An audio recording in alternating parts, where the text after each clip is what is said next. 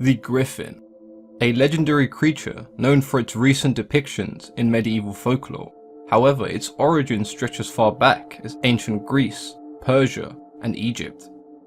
The Griffin has the head and wings of an eagle, with the body, tail, and hind legs of a lion. The eagle considered the king of the birds, and the lion the king of the beasts. Combining the most powerful elements of land and sky, the Griffin was considered an extremely powerful and majestic creature. Griffins were thought to be very wise, and were often shown guarding the gold and treasure of kings. Some legends believe the Griffin was more of a trickster, much like the Sphinx, who would challenge people to solve its riddles. The winners would be allowed to keep the treasure and their lives, the losers would not. The Sphinx is similar to the Griffin in appearance, with the body of a lion, but the head of a human. There are several different ways to spell the word Griffin, all of them indeed refer back to the mythical creature.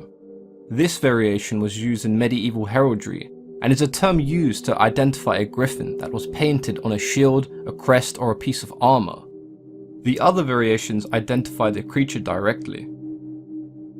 There are historians who believe that the idea of the griffin came from dinosaur remains found from the Cretaceous period.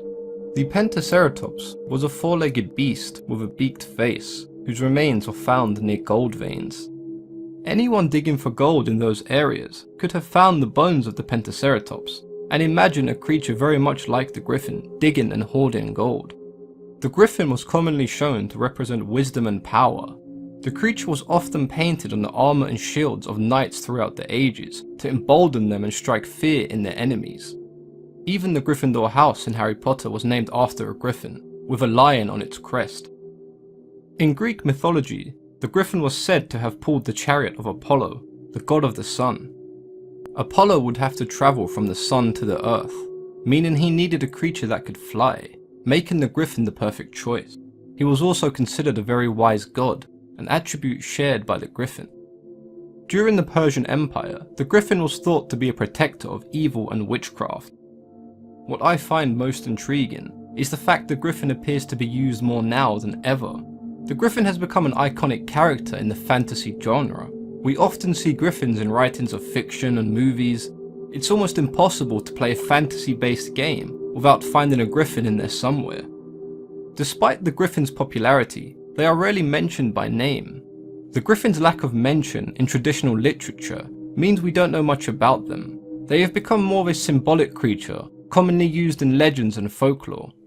This allows the griffin to be very easily identified, but also retains a level of respect and mystery.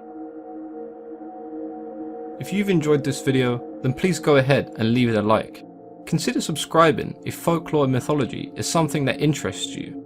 If you have anything you'd like to discuss or have any ideas for future videos, then please go ahead and let me know in the comments below. As always, I've been your host, Mythology.